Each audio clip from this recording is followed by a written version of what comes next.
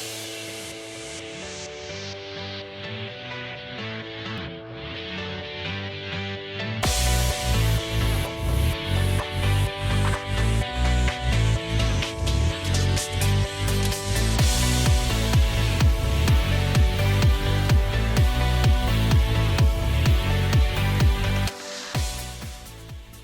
and welcome to episode 18 of the Chronicles, with us, the Red Devil Chronicle. My name's Andy. And I'm Nick. And this week, West Brom parked 2 double-deckers at Old Trafford, but Jesse Lingard comes to the rescue. Whose fault is it? LVG's or other teams? We'll discuss that and more next on the United Chat.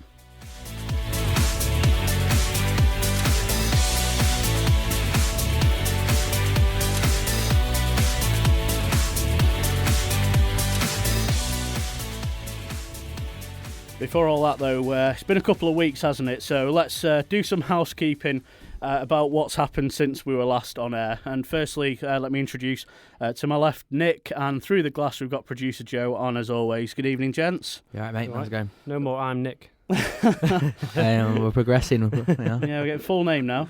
Yeah. So what has happened since we were last on, prior to the West Brom game, of course? So some good news and some not so good news, I guess, for United.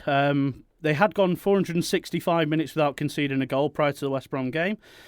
We'd also gone 404 minutes, though, without scoring prior to Rooney's goal against CSKA. So some mixed feelings there at either end of the pitch, I guess.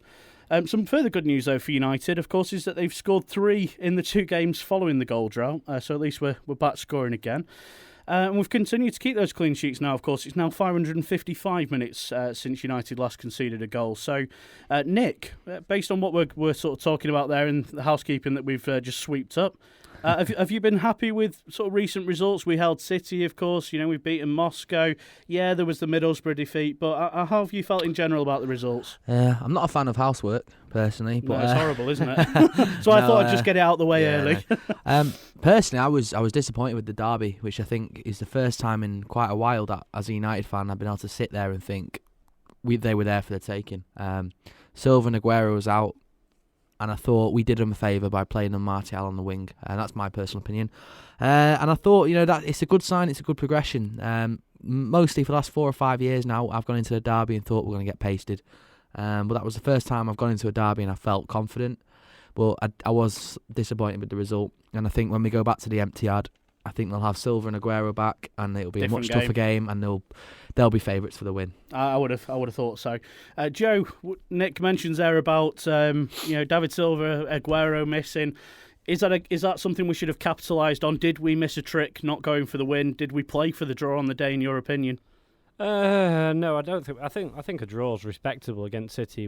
Whatever the team, who's missing or who's not, they've still got a great defence and they've still got a good set of players. Like any good team, you've got to have a good bench to be competing for titles every year, and we know they are. So I think we did well to stop them from scoring. I just think that there was chances there where we should have buried the ball, and it was too easy not to score on some occasions. And you got to it was frustrating. I think that's the word I'd use. It's frustrating to see us not score against them. But is 0-0 that bad against City? No, it's not. No, it's not. In general, it's not. I would have taken that a few weeks ago, but before the game itself, I had the feeling we were going to win. It's like a gut feeling. A lot of United fans get it. Sometimes they don't get it.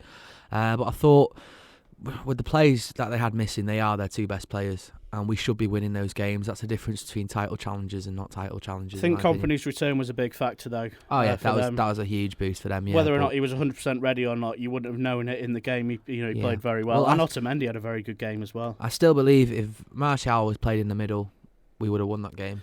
Since then, though, Nick, Martial has been put in the middle.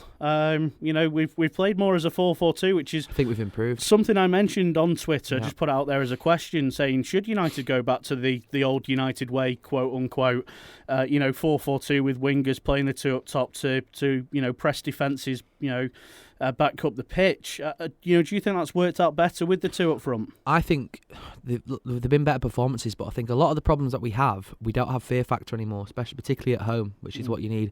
City go to teams and the teams are scared of them. because they can turn them over. You've looked at the Newcastle game 6-1, the Bournemouth game 5-1, and that fear factor is a lot of the things that guided Ferguson to success, and I don't think we have it at the moment. So teams have a blueprint when they turn up at Old Trafford. They'll just sit behind the ball, they'll just let us pass it about, pretty passing, and then we'll try and break them down. They might hit us on the counter. We've said this since day one, though, haven't we? We said we need to get the fear factor back. Yeah, the first game of the season, we saw that how teams were going to play against us. It was a high defensive line because there was no pace to hit them, and there still isn't, except for one glimmer of hope at the moment, which is I mean, we're all happy for it, and your prayers have been answered. I'm guessing. A young French kid. Yeah. So well, two glimmers of hope. You touched upon one of the key things there, pace. That is something we lack throughout the entire team. And I just think if we were to get some lightning pace on the wings, Martial would score. One of you lads tweeted about Mata. If he had a bit of pace, he'd be one of the best players in the world. Yeah, that was me. That was Nick put that out there. And it's not a bad point, because all that's missing is that yard of pace. There's no drive. There's just nothing to beat. It isn't even pace. Iniesta, in my opinion, is probably the best attacking midfielder of the last 10 years. That's just my personal opinion. I think he's unbelievable. But he doesn't have lightning pace. He just has the acceleration. And that 10-yard burst to get him away from a man, he can then pass it to the likes of Xavi. He can pass it to the likes of Pedro when he was there. I mean, we used to get it from a young Valencia, didn't we? That's where it used to come from, and that's and that other 10 players yards, around that. And if Mata had that, he'd be the best playmaker in the Premiership by a long way. Let me ask you this though, Joe, because Nick mentions it there about teams sitting back. This blueprint of how to play against Manchester United. Now, on the run up to the Arsenal game, which of course was a 20-minute demolition job, we'd been scoring goals. It'd been more free-flowing. We were being known as the team that was scoring 3 goals in every game. Now, have United become a changed animal since the Arsenal game? And the reason I ask you this, Joe, is what I think we've done is we've dropped our high press. When you look at Schweinsteiger during that game, Van Gaal threw him under the bus, said he shouldn't have been pressing the way he did first half, and that was something that was a big point in the early part of our season that led to a lot of success going forward. Now, Van Gaal's always also been a big fan of recycling possession, but risks have massively been sort of reduced as a result of that. So do you think because of the first 20 minutes at the Emirates, Joe, that Van Gaal has decided to withdraw within himself a little bit? Do you know what I said after the game on this podcast? That Arsenal gave us a kick up the backside, and it's what we needed. And yeah, I don't think I've been wrong. I probably said some pretty harsh things about Schweinsteiger after the Arsenal game, purely because I was angry. I thought that he lost the game for us. It ruined my opinion of him in one way. But do you know what? I probably didn't give it a fair chance, and I eat some of my own words back for once. He was naive, which worried me. Yeah, he was naive. For a 31-year-old, he was very naive. I did say it seemed like he was just playing on his own on the pitch, but what's made me happier is seeing him back on the pitch playing for the team, and it's been a nice change to see. And I think that you need one game like that a season. Every team has that one game where you realise your mistakes that you're making and you have to turn it around. And I think that's where we were at with that. We weren't amazing afterwards. I'm not saying that we were incredible afterwards. I'm saying that it's improved us. I think what happened was we went more structured, which gave us all them 0-0 results. And then now we've got that structure back again. We can start going for a few more goals. We can only hope that the next couple of weeks that we see a few more goals. Well, one of the things I just want to ask you two as well, a general question now, just throw it out there. If you're a team like Bournemouth in the Premier League now, who are the top 3 teams that you do not want to play? The fear factor, who has them? Because I don't think United are in that. Manchester City number 1. Yeah. Arsenal number 2. And I wouldn't put United. I'd say Tottenham. I'd be more scared about going to Spurs.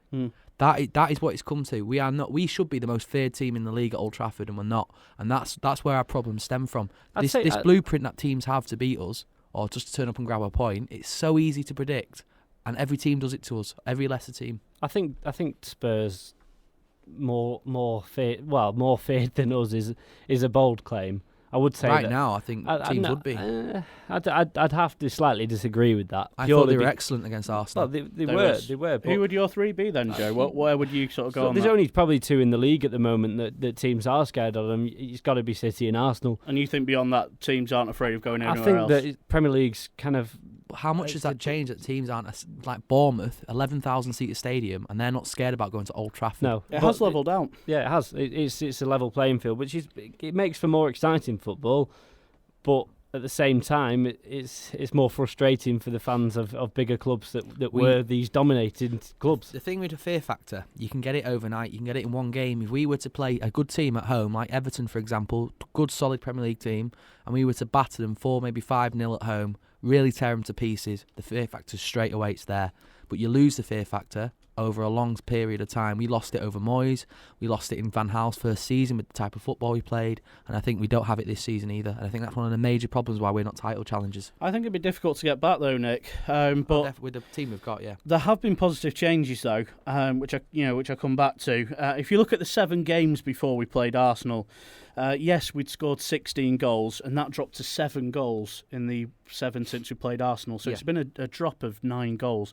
However, we had conceded 8 goals in the 7 games before the Arsenal game. We've conceded just 1 in 7 since the Arsenal game. I think that's a tell. Big defensive improvements. I think it's a poker hand. It's a tell from LVG. Obviously, that Joe said before, that Arsenal game was a kick in the backside for him.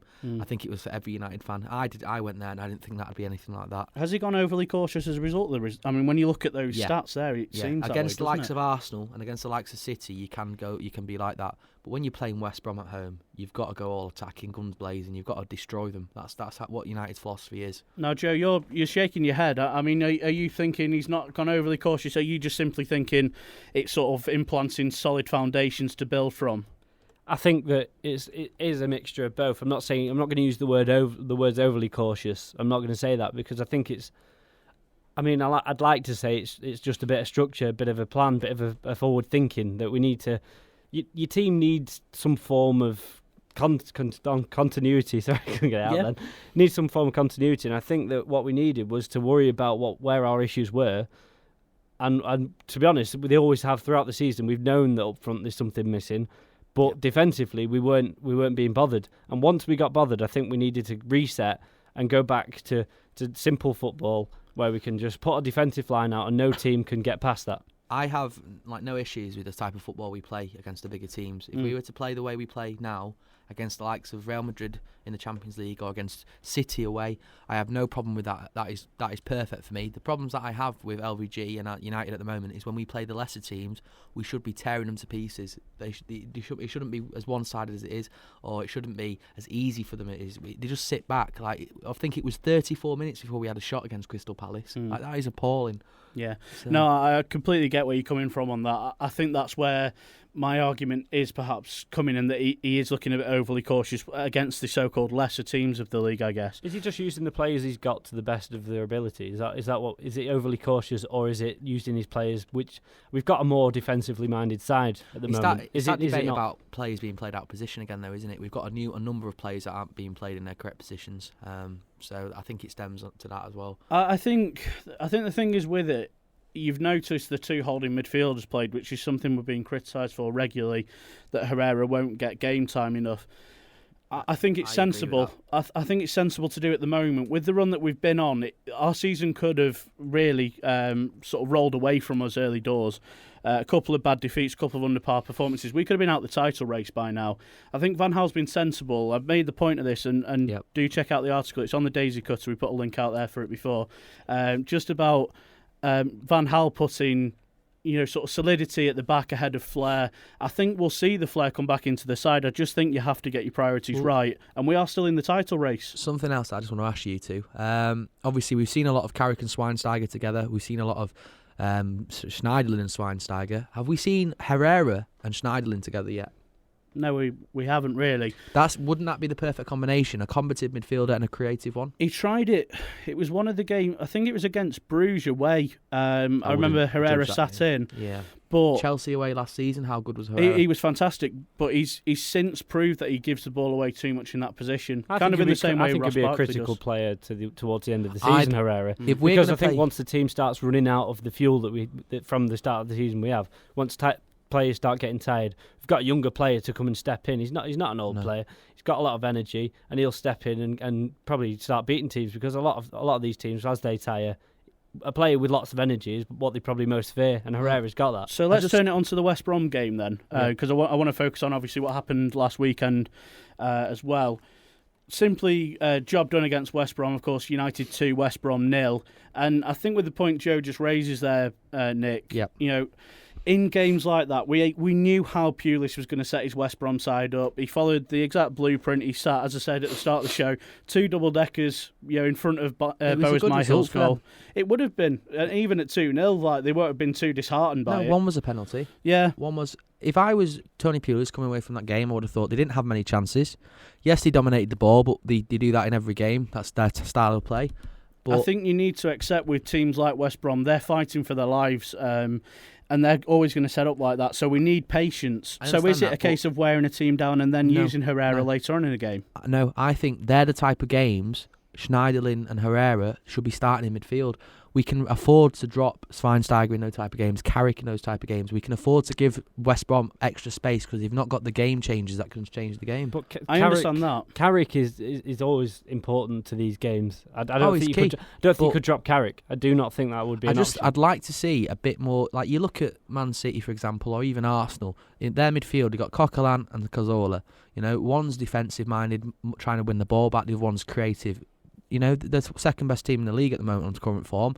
I just think against those sort of teams at home, it's fine playing it against Man City, but against West Brom, you need to be a bit more expansive. I think we were expecting them to do what they did, and I think that using players with a bit of pace towards the end of the game, it paid dividends for it. It didn't. Yeah. So it does. I think that maybe it was a good move by Van Gaal because whilst they're running around chasing us with the possession, well, it was kind of a bit more equal with West Brom. But I think that doing what we did meant that we could tire their players and then bring on a burst of energy. And I think that's why Herrera is completely key to what we did against them. Exactly the point I'm making. We're not. The team in general, would it have been worth starting Herrera and wasting his energy against them from the start, getting frustrated on the ball? He's a young man. I don't think 90 minutes is going to wear him out too much. With his record currently of him losing the ball too much, would it have been a risk to start I think this is an issue of maturity, and I think this is something Van Gaal's got to sit down and have a chat with him about. He needs to be obviously more critical on the ball. He can't be giving it. It's all right giving it away when you're around the opposition's penalty area, but if you're giving it away on the halfway line, then you've got big problems, especially if the other team's got pace. So what I would say is, though, from a West Brom point of view, coming to Old Trafford, I would have been happy with the 2-0. There's nothing wrong with them coming up, to Old Trafford, setting up to be defensive. They're a good defensive side. If you look at them away from home, the only other time they've conceded away from home this season's at Crystal Palace. So they've been good on the road. For example, Newcastle this season, we struggled. We did. What score did City beat them? No, absolutely. I mean, Evans looked absolutely sublime against us. It was like a Maldini in his prime, wasn't it? So I think that half the problems came from that. He was up for the challenges, as we all saw. So I think it was nice to see something different from us in one way. But again, it was similar. It was a similar approach, but in the end, it paid off. Do you not think though, Nick, with what we're mentioning here about West Brom? Yeah. Newcastle we're talking about as well. Is the pressure of performances that we've had this season, and with Van Gaal looking to withdraw sometimes from games, is that not sort of impacting on performance and the team's confidence? Is that not what's causing the issue? For example, an in-form Wayne Rooney probably gets the ball on a couple of occasions from the edge of the area, shoots and scores. An in-form Wayne Rooney would possibly one of the favourites for the title right now, but we don't have an in-form Wayne Rooney. What I'm saying then is, if players were playing with more confidence and as a result increased form, we get to the edge of a penalty area, the opposition drops the edge of it. If we'd had someone like Paul Scholes, we'd have probably been 1-0 up after 10 minutes. Yeah, a lot of it. Someone takes a pop shot and it goes in. Possibly a lack of confidence, psychological issues why they don't want to shoot. I remember seeing something with Rooney when he was through on goal against West Brom. It was half a chance, but you thought, have a dig. And he didn't. He tried to cross it, and it's stuff like that. 10 years ago, Fergie was there. Fergie used to say at half-time team talks, if it was 0-0, go out and excite me. If you try a 30-yard pass and don't come off, I don't mind. And I think it's just giving the players a license to play football. Yeah, absolutely. And I think they're so rigid and they're so worried about what LVG's sat there thinking. It is affecting the performances. But within this rigid system and lack of confidence, Joe, there was a shining light, which wasn't Anthony Martial on the day. For once, Jesse Lingard. Got his chance in the team. He's had a bit of a run now. Good to see him making the most of it. Took his goal really well. Thanks to Louis van Gaal, apparently. He was the one who told him to take the touch before he shot. At 22, do you see Jesse Lingard having a future at United? Is he something that you'd like to see within the United squad going forward? Yes and no. I think that he's only there because we know why he's there. It's because Memphis was playing awful. So he's only got. I think he thought the commentator said himself. I think he probably thought his career was over when Memphis got signed. So he probably feels a little lucky and feels like he's got to prove something. And I feel that's where his performances are coming from. He's got to earn a place in the team, and I think he's doing it. Thankfully, he did. I don't see it long term. And I think, don't get me wrong. I think he's playing very well, but I just don't think he's good enough. I think I hope I'm wrong. Obviously, I like the lad. He's been at United since he was 14. I'm not convinced on him. I'm not convinced long term. I think he could be a potentially very good squad player, but I see him as it sounds horrible, but I just see him as like an Ashley Young, an up-type Mark II. Yeah, that's what. To answer your question directly, no, I don't see him as a long-term option. There we go. But I think at the moment he is trying to prove something. I think it's only good things to him. Yeah. I wish him all the best. Yeah, but do you know when you see a special player and you know the special player? He doesn't feel like that, does he? He doesn't feel like that now. Like Martial, for example, you see something there. I even get more of that feeling with Andreas Pereira, who sadly has been left out the squad at the moment. You see something there, something different, and I'm not. I hope he proves us all wrong. Yeah. And I hope he goes out and he makes 500 appearances for United and is a legend. It angered me to replace the youngster with another youngster because that was where the problem came from. But when I saw it, I thought, well, here we go. Let's try another one out. And it feels like we're just recycling young players now. And I think that it's a bad move to make in one way, but in another, if it drives another player to do well and become something, then fair enough. Yeah, I'd rather see him in a United shirt than anywhere else. Wrapping up the United chat then with just a couple of the fans' opinions. First of all, we asked you for man of the match. Jesse Lingard was one of the options given. Bastian Schweinsteiger, we decided, was the other option, and 52% of you went for Bastian Schweinsteiger, which definitely. I know myself and Nick certainly agree with. Yeah. In terms of what the fans thought of the game, so we've got Tyler's been in touch at Schweiderlin. 7 out of 10, could be better, need to take more risks, we play far too cautiously. Wayne at Cogsy 666 got the 3 points after struggling against a well-drilled team who parked the bus, exactly, another 7 out of 10. And Chris Clay at C Clay 1978 UTD, so 7 out of 10 again. LVG needs to be more proactive. Us fans seem to be dictating the changes, something we're going to talk about later on in the show. It's a good point. But overall, a good weekend for United. City drew, Arsenal and Spurs drew, Liverpool lost. Where does that leave us? Hopefully in the title hunt. We're going to discuss next on the Fan Takeover more of that to do with LVG's tactics, and also should Manchester United play more entertaining and attacking football at the risk of conceding more goals. We'll get your thoughts next.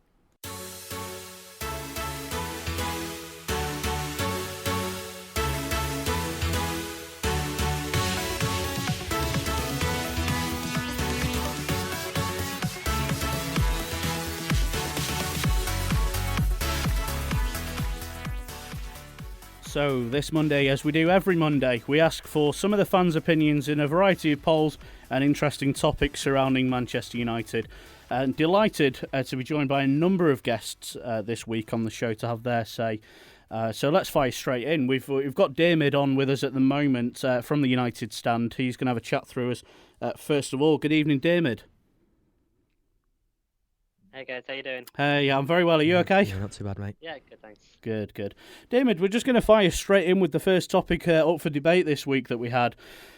We've just been discussing the tactics of Louis van Gaal in recent weeks. And we asked the question this week of the Twitter people out there. Would you like to see United playing a more entertaining and attacking style of football at the risk of conceding more goals? Now, Diarmuid, the poll results of this were that 84% of fans said yes, they would rather United take more risks and as a result possibly concede more goals. Where do you stand on that, Diarmuid? It'd probably be the opposite, actually. Because I think when we think about it, would we still be winning matches if we are conceding more goals? Because at the moment, Martial is the only player in the team scoring goals. I think when Martial scored against West Brom there now, last weekend, that was his first goal since September. Memphis hasn't really delivered. So, I do understand at the moment that football is boring, but it is winning football. And I know it is tradition of the club to play attacking football, but it's also tradition of the club to play winning football.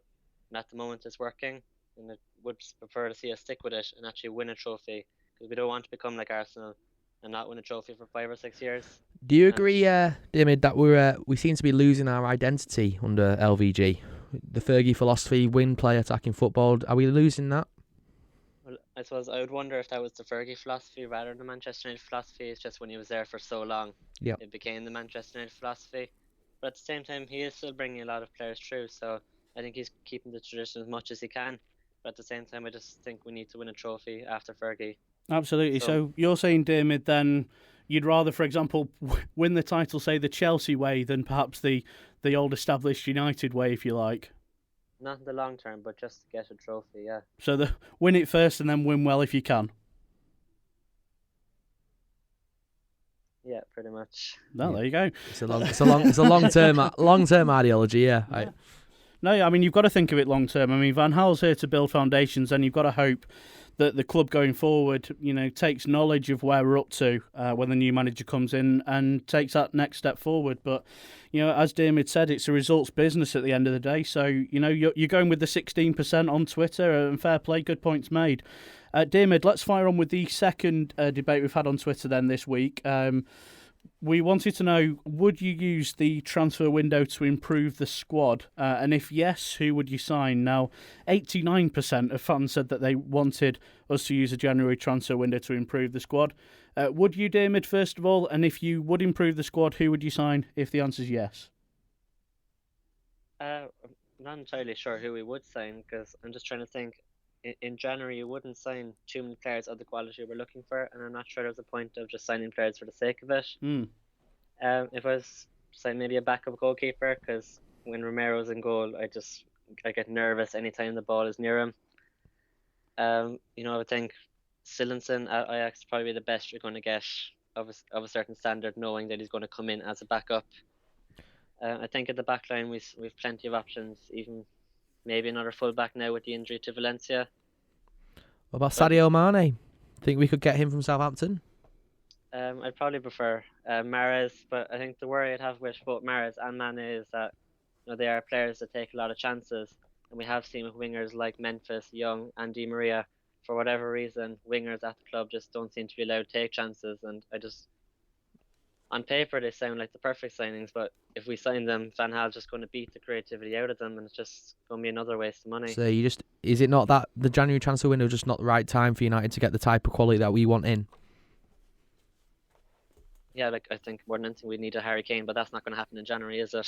Unfortunately. Yeah. It's a difficult one, the January window, isn't it, to get the targets you need? But it's interesting, Diarmuid, because my thoughts always with Van Gaal was the hope that perhaps he'd been building a solid base at the back to get us stable, and then would launch us forward and maybe unleash some of those players once we were secure at the back. Now, the signings you're sort of talking about, full-backs, goalkeepers, you all seem to be focusing on getting sort of reinforcements in more than anything. Do you not think we need any sort of reinforcement up front, any sort of new lease of life up front?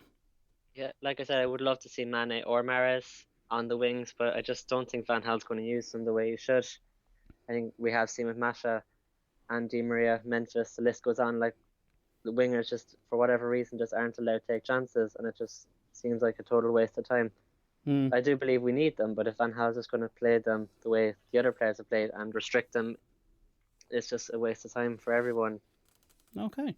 So it's up to Van Gaal, really. Yeah, absolutely right. Now, the last question I want to ask whilst we've got you on, Diarmuid, have to fire through. We've got other guests joining us for their sort of say on these polls as well. But you mentioned earlier, about sort of wanting us to just win a trophy. That should be priority for United. Now, we're still fighting for trophy, of course, on three fronts. Out the League Cup, but still got the FA Cup to come, Champions League, Premier League, of course. Will United win a trophy this season? 57% of the fans, said yes, we will. Diarmuid, which camp are you in on that? I'll say yes, but more out of optimism than expectation. Which one of the three would you think is most realistic for United to win? I think with the cup competitions, you need to be able to score goals. So you're saying the FA Cup's out of the question then? In a moment, you need to be able to take chances. I think the league's probably more realistic because game by game, Van Gaal can analyse it. So I think with Chelsea's poor form, we know how Arsenal usually fall off. Well, it's kind of weird to say, but I do think the league's actually probably most realistic. Well, I like your optimism, Diarmuid. I must say, absolutely brilliant. Yeah, I don't think we're going to win any of them, but if I had to say one, I think the Premier League. Okay, there you go. Diarmuid, thanks ever so much for joining us and sharing your opinion. It was great to chat, and we hope to speak to you soon. Yeah, thanks for having me, guys. Thanks, Diarmuid. Cheers, mate. See you later.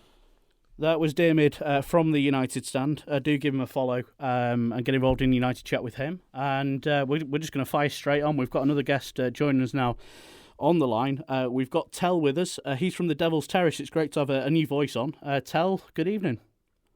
Evening, gentlemen. How are you both? Very mate. well. How are you doing? Bad. You okay? Yeah, not bad, mate. The little boy's just fallen asleep, so enabled me to do this in the evenings. It's all good. Happy days. There you go. Tell, let's dive straight in on this. We've just been hearing the thoughts of Diarmuid from the United Stand there.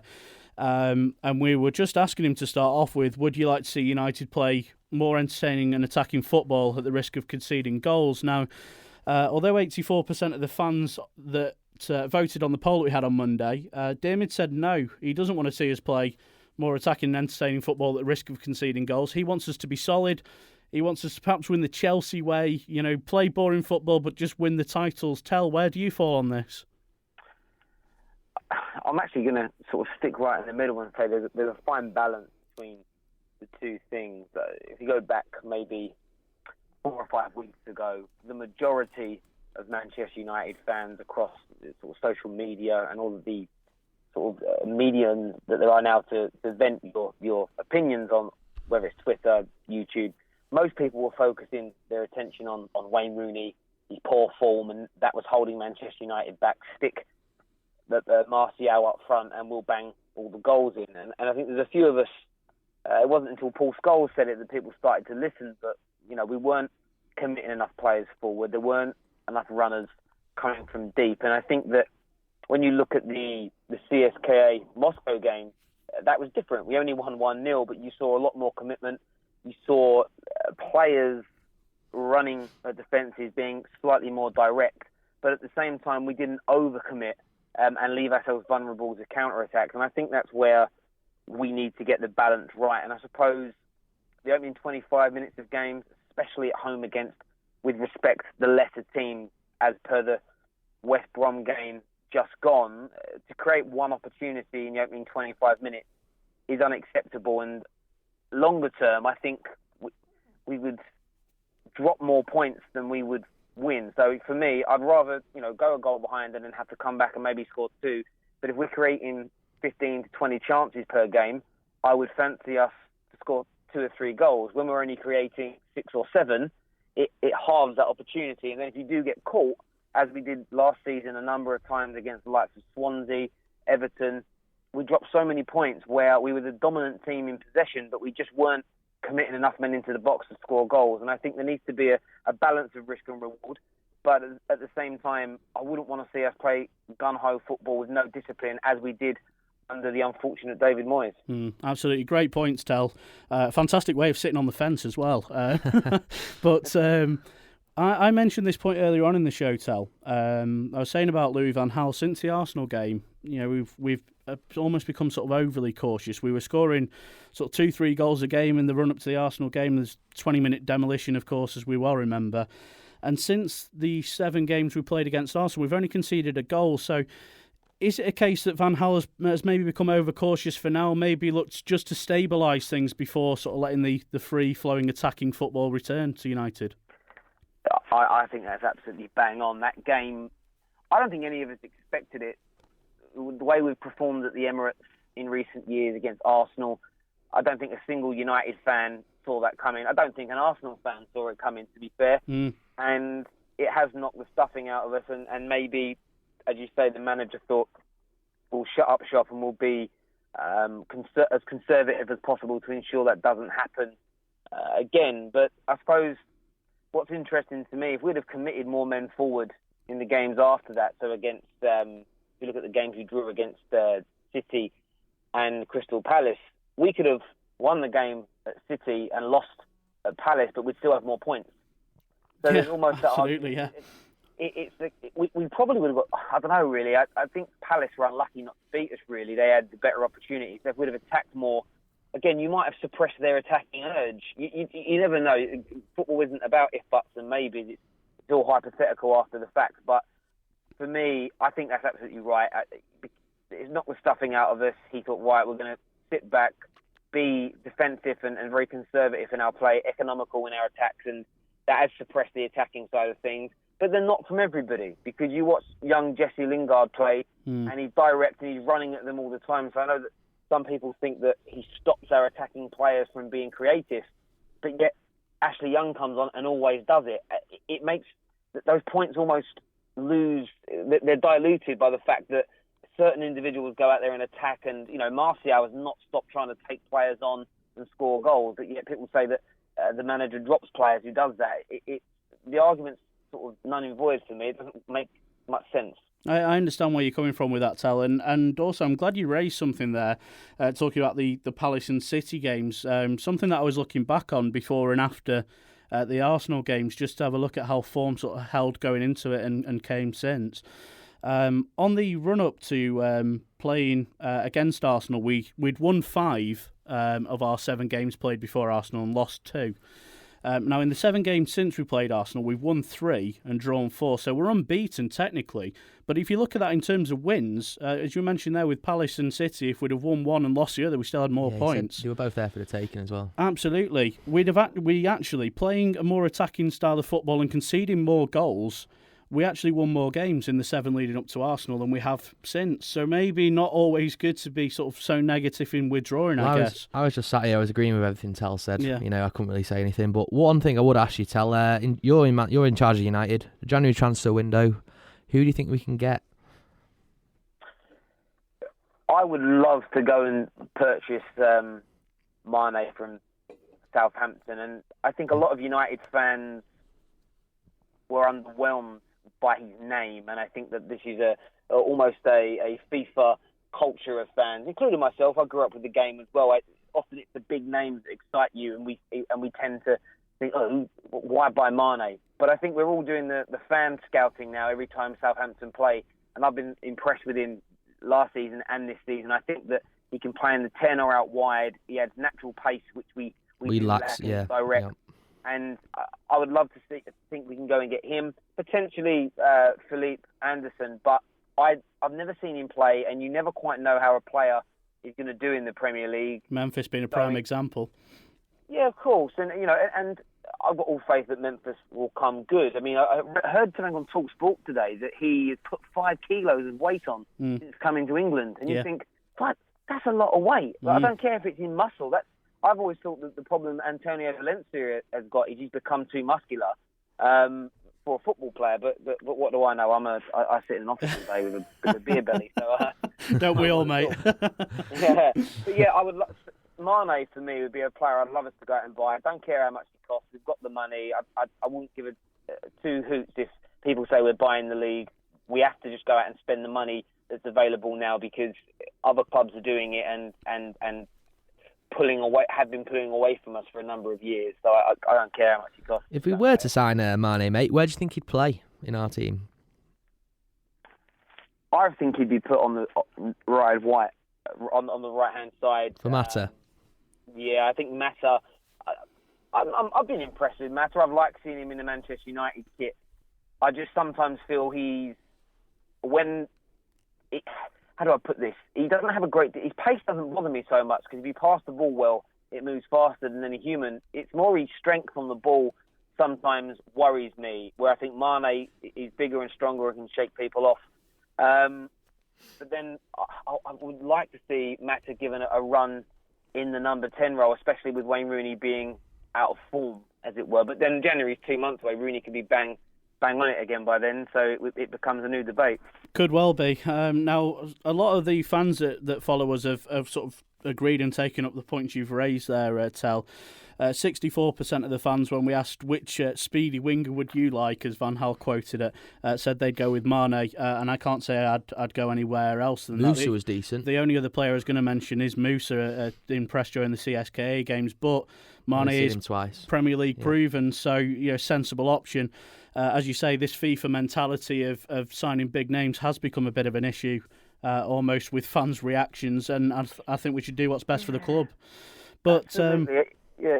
Just want to raise something you've mentioned about Matatel. I mean, if we did sign Mane, he's got to go out on the right-hand side. That does lead to problems because Rooney is going to play, and if he doesn't play, you've got Herrera battling for that position as well. Yeah, we've seen a drop in form from Mata of late. It's worrying. We asked the question on Twitter this week, do you worry about Mata's position in future going forward? Now, 55% of the voters said no on this, so it just edged out that people aren't worried about his future. Do you see Mata having a future realistically? Is he going to challenge Rooney and Herrera for that central spot? I think he has to up his game. I'd like to think that he has the minerals about him to want to fight for a position, and he comes across very articulate and he sounds very honoured to be at Manchester United. I think especially the way Chelsea and their fans treated their two-time Player of the Year. They almost dropped him like a bad habit as soon as Mourinho didn't fancy him. So you'd think he'd want to fight here. He's a bit of a fan's favourite, and you very rarely find anybody say anything bad about him. But Herrera, they're different players. I mean, Mata's got a better touch than both of them. I think he's a little more skillful, but it's just that athleticism. And I think in the Premier League, when you're playing, I think the Premier League's changed a lot in the last 3 or 4 years. There's a lot more physicality about individuals. We've seen Chris Smalling's biggest attribute now. He's bigger and he's stronger than he was. And it's paying dividends. So I just worry about the size of the man and his ability to move over the pitch, which is something that's important to Van Gaal as manager, that his players are athletic and can run at full speed and track back for 90 minutes. And I think that's often why we see Mata pulled off after 70, 75 minutes, because he looks knackered. I agree with what you said earlier, Tel, about I'd love to see him get a run, a solid run of 10, 15 games in a number 10 role. I don't think he's ever had it for us. No, and then you would know, wouldn't you? Really, it would give you. It's a bit like a lot of our young players, and we had the class of '92, which was fantastic, and that's David Beckham playing for United was the reason I started supporting them. We went to the same school. And my school had more Man United memorabilia than any London club because of David Beckham. And we had that. And I've always felt, though, since that era and the demanding football, it's always been more difficult for younger players to break through because Manchester United don't have 10 games to enable a striker, a winger, a defender to find their feet at the club, because if they have a bad game, there's an experienced player ready to take their place. Absolutely right. And it's become, we've had loads. Darren Gibson, Cleverly, all sorts of players that you look at now and they were average. But when they were young, they were around the same level as those individuals. They were just never given the consistent run of games that generation got. Because football's changed so much in the last 20 years. And that with Mata, what we've seen this season, nobody's really excelled in a number 10 position.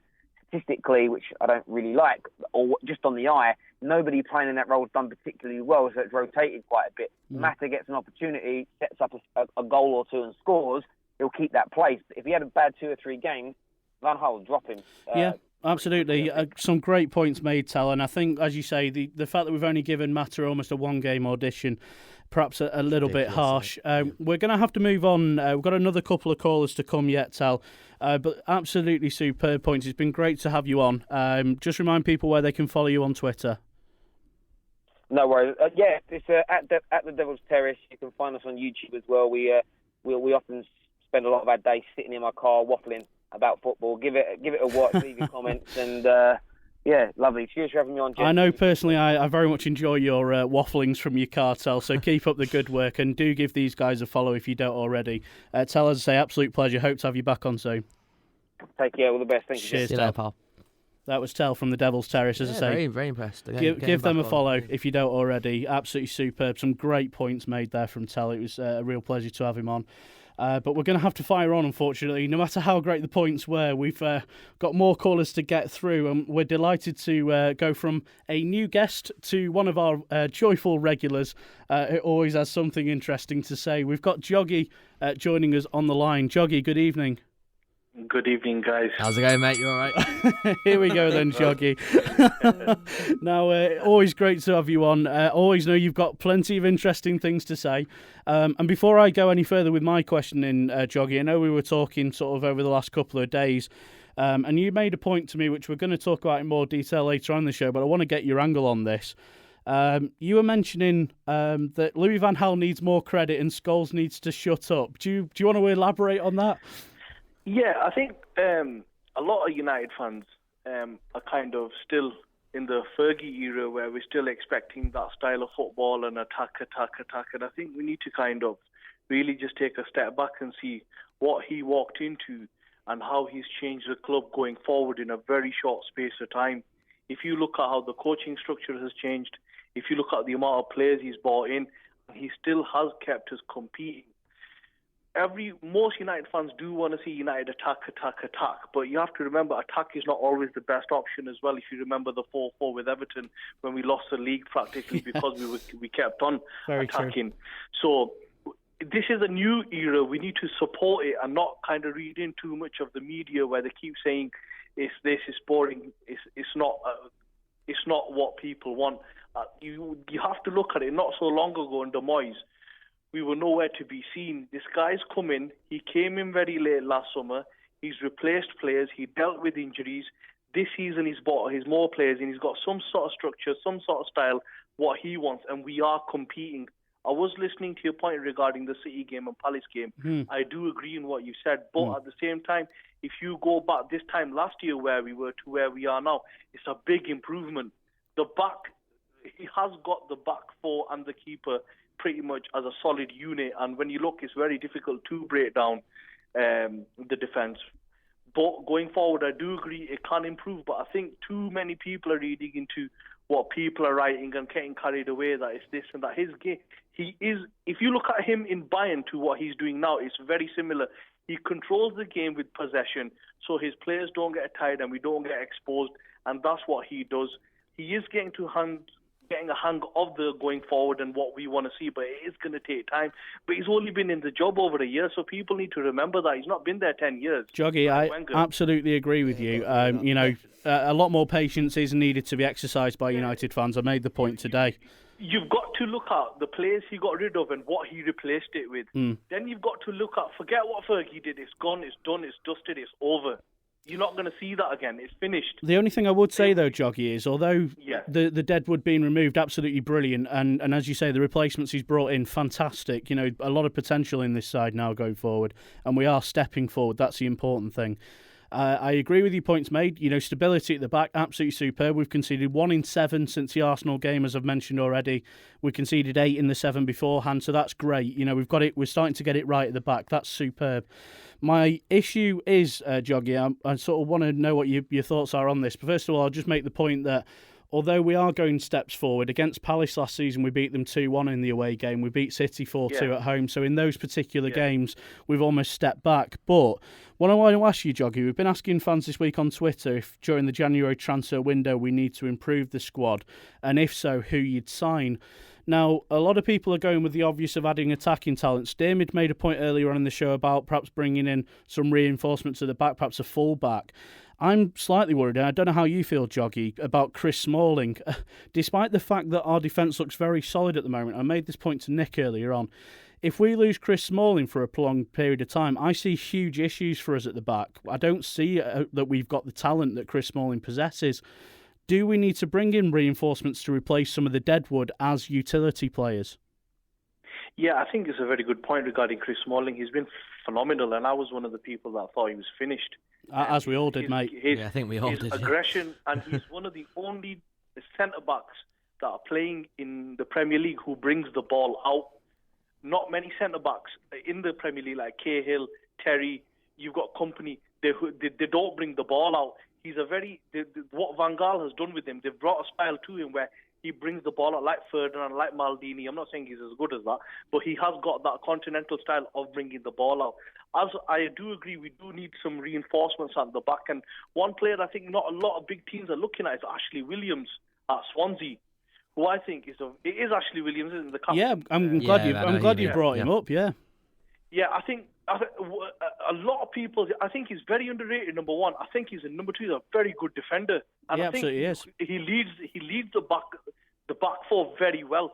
As for going forward, I do agree with the previous caller. I think Mane is a very good option. But if we take Mata out the team, that means we're losing 10 goals. Mata gives us a guaranteed of 10 goals a season. Absolutely, he's been consistently good in that department. Yeah, you've got to look at since he's been at United. Before Mata started coming and we had this kind of midfield overhaul, we weren't scoring enough goals from midfield anyway. Yeah. Mata bought that, then obviously the others chipped in. But if we take Mata out of the team, where do their 10 goals come from?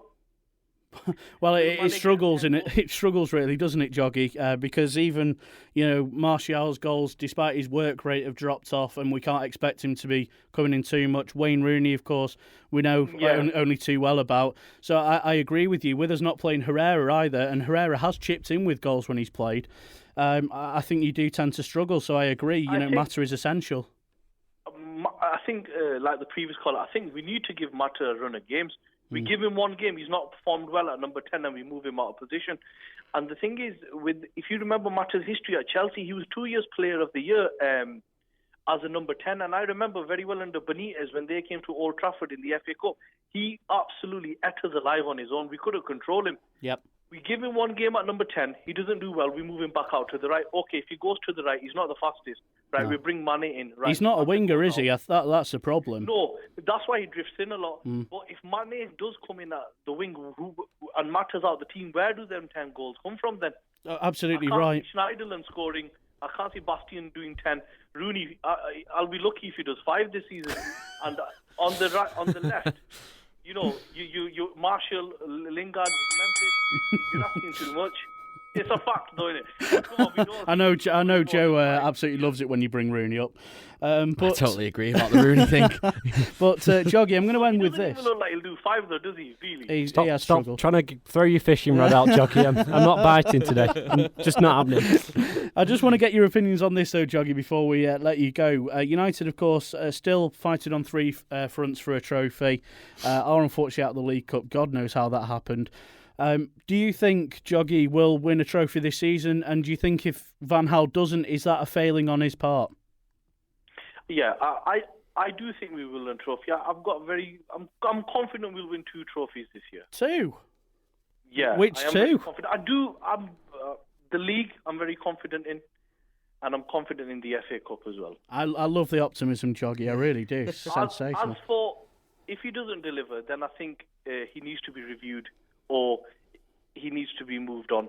But at the moment, we do need to get behind him. We can't read too much into what's going on with the press and stuff. And you just look at where we were last year to where we are now. I think it's the age factor, Jogi. I think if he was 10 years younger, then I'd be more than happy to keep him. But it's the age. But can I just make one final point? Please, go on. No problem. By all means. One thing I want to say is, whoever comes in next, his system and what he will leave will be very easy to build on. Oh, yeah. They won't need a big overhaul. They won't need a big kind of mass structure change from top to bottom.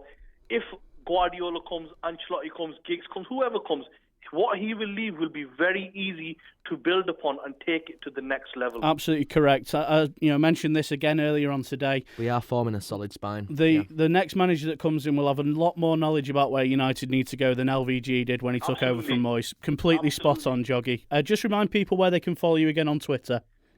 They can follow me on I am Jogi VQ. And please do give him a follow. Facebook. Absolutely. Yes. He's brilliant. He's always got something interesting to say. And it's always a delight to have you on, Jogi. Thanks very much for joining us. Guys, for having Cheers, me. pal. Cheers. Take care. Bye-bye.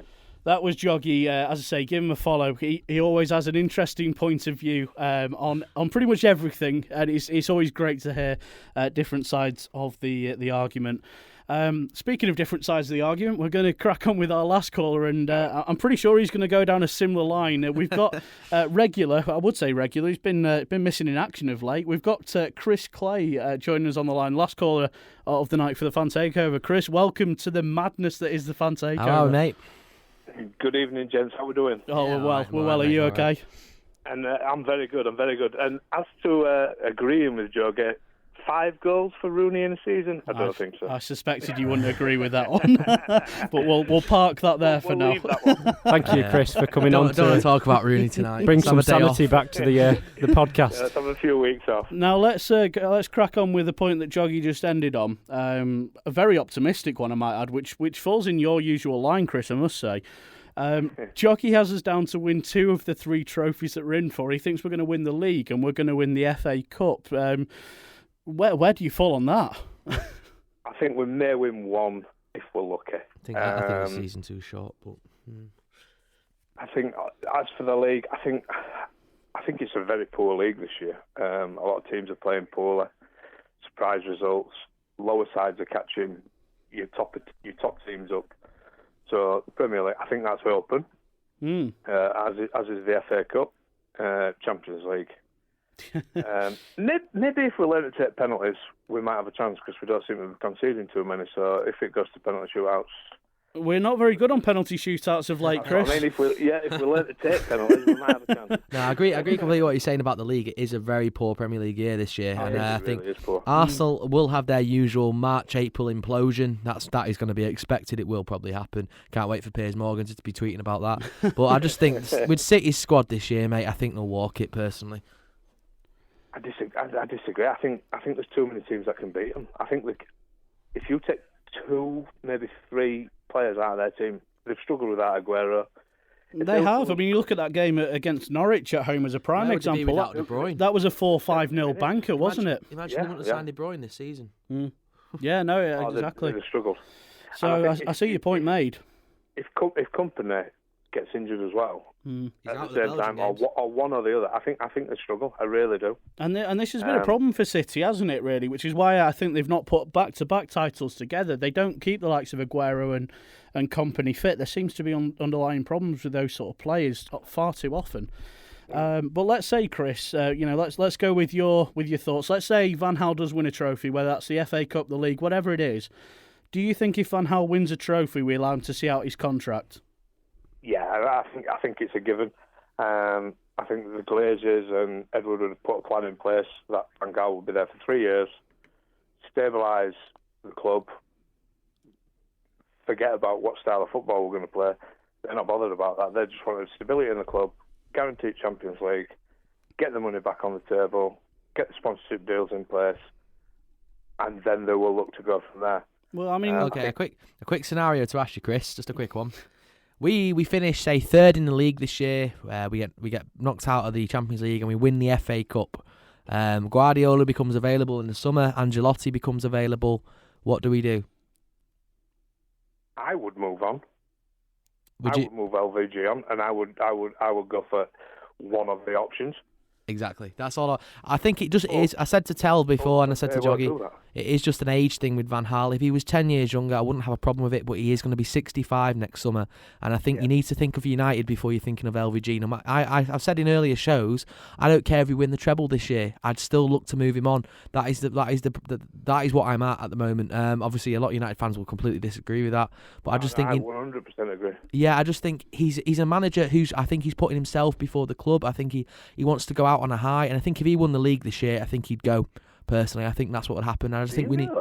Yeah, I think we'd have to look after United first. United come first. If they're top managers who you think he would go? I think he'd leave if he won the league this year. I think he'd leave on his own accord. I think the thing is that Nick is making the point on there is Van Gaal is very much on the cusp of retirement. We all know that. Oh yeah. He's adamant he's not signing any deal. There's an immediate gratification that he's after in terms of getting a trophy in for his own legacy. Similar to Fergie. And obviously, for the fans, something to remember him by. This is his last project, if you like. Where does this legacy come from? To my knowledge, he's only ever really stayed at one club for any length, a decent duration. He's won, 5 years plus, and that was Ajax. He's won a similar amount of trophies as Fergie, but in different leagues all over the world. He's done it in Holland, he's done it in Spain, he's done it in Germany. It's his own personal legacy as opposed to a club legacy, I guess, is the point. Yeah. But, and that doesn't sit right with me. But. It's not really, exactly, is it? But that's selfishly, if you were Van Gaal, you put yourself in his position. You're about to retire. I understand it from his point of view. You want to win that trophy for yourself. My idea is, from my point of view, as a fan of United come first. Oh no, I'm playing devil's advocate, looking at both sides. Yeah. We have to look at it from both sides, and I can understand why Van Gaal would want to. But Chris, you wanted to talk tactics. I know we had a bit of a chat earlier about LVG's tactics, because I actually said, despite the fact that it does look as though LVG is looking for this lasting legacy, I've seen signs recently anyway that Van Gaal is trying to implement something for the foundations of the club and give something back in bringing in Jesse Lingard, for example. as a sustained period, giving Borthwick Jackson a debut in a very strange circumstances at only 1-0 against West Brom. Weird change. Pereira gets involved in the matchday squad. There's a lot of talk about him looking at youngsters, and he still seems to be. And you look at his signings; he signed a 19-year-old as one of our main centre forwards. So clearly there is that investment in youth still.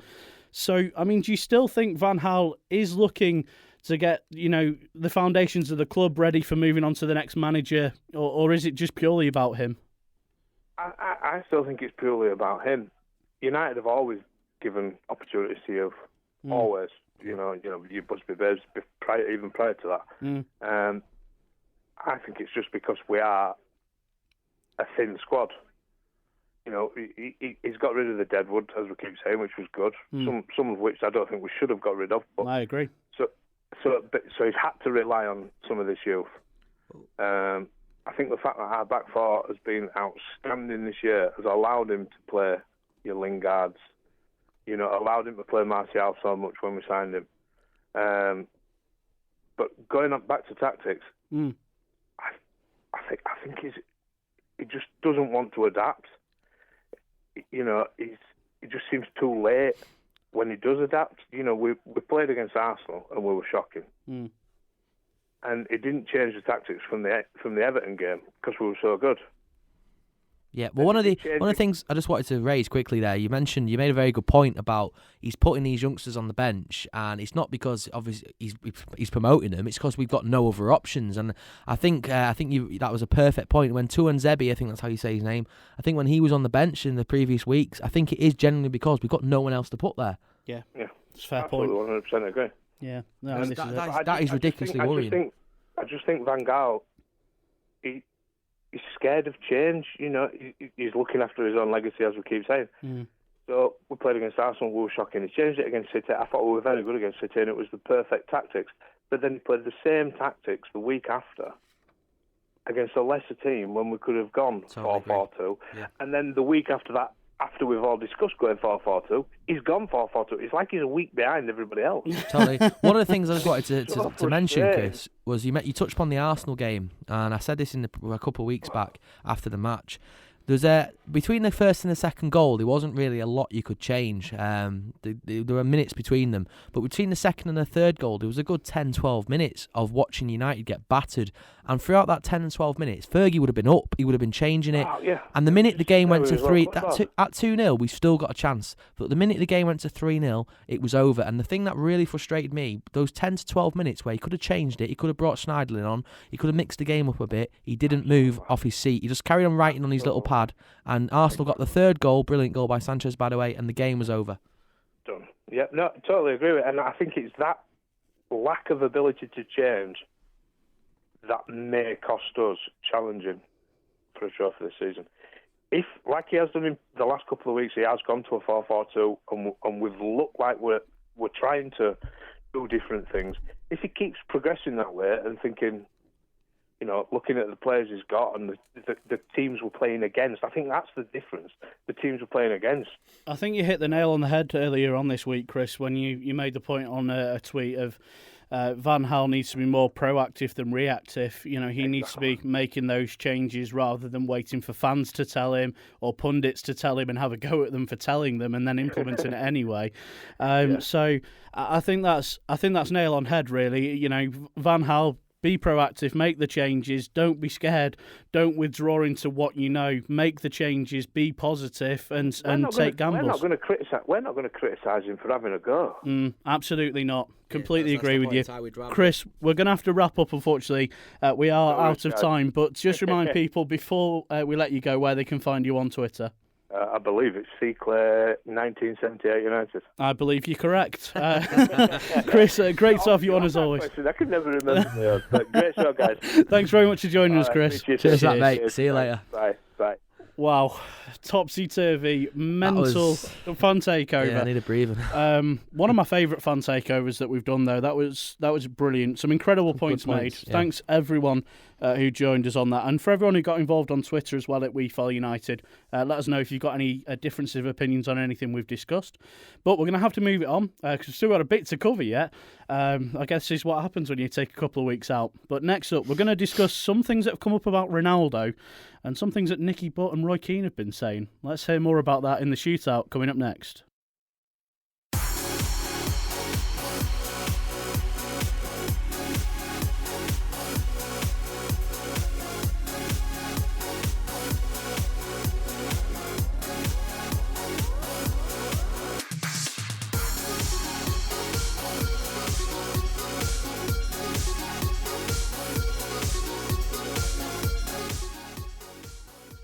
Okay, there you go. Let's calm the mood again as the shootout returns back to the Chronicles. It's been missing for quite a while now, so it's always nice to have back. And that, of course, means that producer Joe returns.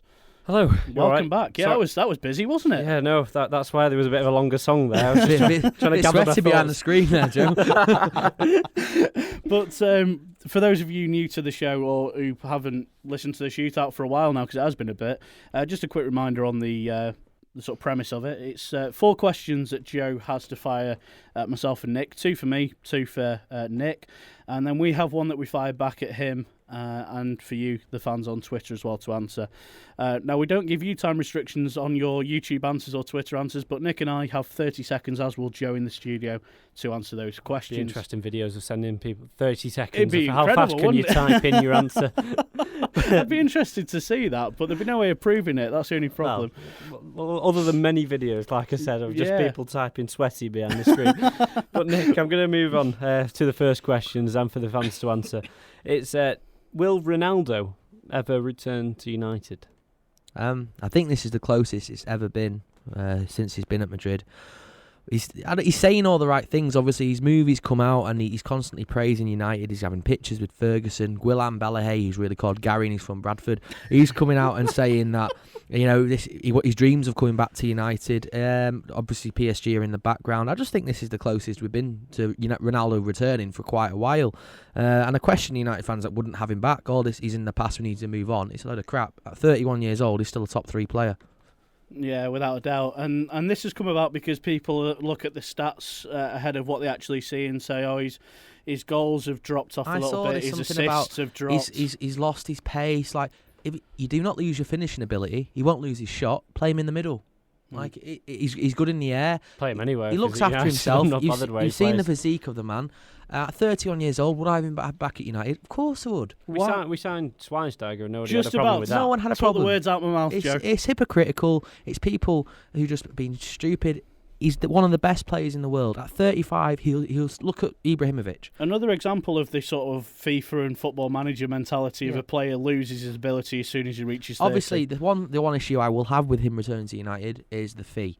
If it is an astronomical fee, I wouldn't pay it. But if we can get him for 40 at 50 at a push, I'd pay it. It isn't my money at the end of the day. We have the money. And for the shirt sales alone, we've got 3 in the top 5 players shirt sales in the world by Kickbag, who just released it. We've got 3 United players in there. Bastian Schweinsteiger, Memphis and Rooney. So people are hanging up that Memphis shirt. A lot of people taking their shirts back with put it in the tumble dryer and getting a refund. That's still a little stat to throw in there. So if we were to sign Ronaldo back, imagine the merchandise you could get off it. Do you reckon people can reprint Lingard over Memphis? I reckon some would give it a go. You saw it with Danny Ings and Sterling, didn't you, at Liverpool? Exactly. So depends how desperate people are, I guess. Andy, I'm going to move it on quickly. Yeah, go for it. Do you agree with Ronaldo's comments that United are a team on the deadline? Decline. Well, we might be on a deadline, but we are certainly not on the decline, is what I would say to Cristiano Ronaldo. Completely disagree with that comment. At the end of the day, if you look at United's first quarter finances, revenue's up by 39%, 123.6 mil, debt's coming down. We're looking to be one of the first £500 million clubs in Britain. So there's a lot of good things to say about United there. We still have the financial power and backing, and we still have the support network to be one of the biggest clubs in Europe. Well, quick point you made there. I've just been looking a minute ago. Our debt's currently around 283 million. Yeah, it's coming down significantly massively. lower. Yep. And one of the things that I want to add as well, Barcelona and Real Madrid, they're obviously higher value than us. We're third at the moment, I think, or maybe fourth. I think we're higher than Bayern. But they all have their own television rights. We don't. If we had our own television rights, we would blow every single team out the water. But that's why part of the reason FIFA don't let us have it, the Premier League don't want us to have it, because it will become so dominant. If MUTV can charge a fan £10 a month to watch every single United game, Sky would lose so much money. Well, Completely BT mainly correct. now, isn't it? Because Sky seems to have just gone missing. And with that's big the football. reason we can't watch our team every week. If you can't go to the games and you want to watch it at home, we have to watch them on laptops. We have to go to the pub because people like Sky and Rupert Murdoch and people like obviously BT, who've invested so much money in football and monopolising it, and they're ruining it for the average fan, really. They are, but we're certainly, when you look at the revenue figures and, as you say, the debt coming down, which has been well managed by the Glazers, whatever you want to say about them, they're running the, that shocked me how low it is. They're running the club well as a business. Yep. Unless you're billionaires, you're not going to be able to buy a company without taking some debt on, and that's what they've done. They've done it before in the past, and they're proving they're still knowing how to do it. I still want a Saudi prince, mate, if there's one available. Won't we all? Well, Nick, if I struggled on the last question, then this is going to be fun. Yeah, go on. There's partly reason. Nicky Booker's. There you go. It's gone. So, see you later. Right, I've done it. Right, cheers for listening, guys. That's Joe done. That's it. I might let you read it in the end. Nicky Butter's back youngsters Tunzabi and Roshan Williams to step into the first team. Which youngsters do you think will make the grade? Well, one person I'd love to see make it is Paddy McNair. He's in and around the first team. He's not been loaned out. I think Van Gaal thinks very highly of him. I mentioned earlier in the show, I'm not 100% convinced on Jesse Lingard yet. I think he's a good prospect, but he is 23 in December, so he isn't as young as the other players. There's a youngster that we've got in the under-19s, under-18s at the moment, Dimitri Mitchell. I think he's a really quick winger, very technically gifted. He's probably the brightest prospect we have. We obviously have Gribben as well. I think that is it, Gribben. He's another young attacking midfielder, and I'd love to see Ben Pearson get back in. He's at Barnsley at the moment. Won't we all? I quite like Ben Pearson. And Joe, well done. You managed to get Tuanzebe out and Roshan Williams, no problem. Yeah. But Nicky Butt. I've heard it's just another. It's just another one of them Nicky names Butt that just tricked you up there, another United player that we're all going to struggle with. No, but it's good job Memphis is Memphis rather than Depay or Depay and all this nonsense. Going back to the question, obviously Tyler Blackett's at Celtic. I don't really see a future for him. Januzaj. I don't. Have we talked about Januzaj? Januzaj, there's rumours that he's coming back Do because we want to Dortmund talk about Januzaj with you? Dortmund don't want him. I read it that I'm a bit far away from the screen with the bell on, so I'm not going to leave that one. But Januzaj, I think, does have a future at United. To what extent, I'm not sure. You talked about Memphis being too weighted. Did you see the comments by Januzaj's problem is to being the too Dortmund little. manager? Yeah. The Dortmund manager said recently that he thinks the Januzaj is a bit too slow. That's why, to be a winger, that's why he's not playing much for Dortmund. It's worrying. The guy can't get in the Dortmund team. We put him out on loan. I think he needs to go to a Premier League club personally on loan. I think it was a wrong move going abroad. I don't think that was clever for him at his age. He needs to be in and around the Premier League. Can he be recalled in the January window? If Dortmund don't want him, yeah, it's perfectly is fine. Is there a recall in the contract? It's if Dortmund agree. If they agree to get rid, then he can come back. But a couple of players that you mentioned there, I mean, Tuanzebe was mentioned during the question, who looks a good prospect from the little I have seen of him, and Timothy Fosu Mensah is centre-back partner as well. They both look good at the back, so I'd love to see them come through. But I can't say I've seen many of them, to be honest.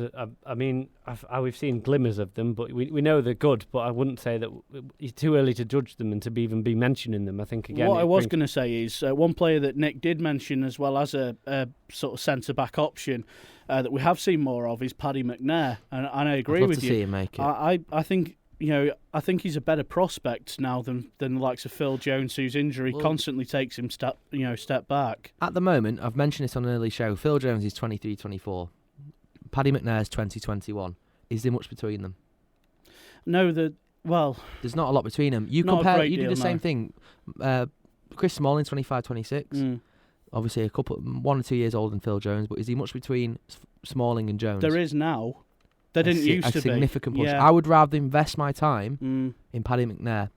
You take look at Phil Jones. there was potential there, but it's the injuries, it's the inconsistencies, and it's the stupid decisions that he makes. And one point that Jogi mentioned on earlier during the fan takeover was about Chris Smalling being one of those few that bring the ball out from the back. Rio Ferdinand was well known for it, and Paddy McNair does it. And I love that he does that, that he brings the ball out from the back. He looks a threat on the run. He seems unstoppable at times as well once he gets going. I like that he can play in multiple positions as well, right back, centre back, midfield even, I've heard. Yeah, he's versatile, so why not throw him in there? Why not? Let's just do Dream it. player. Andy, I'm going to let you carry on your talking, because I've got one more question for you. Shoot. What do you think of Roy Keane's comments calling Ashley Young's dive a disgrace?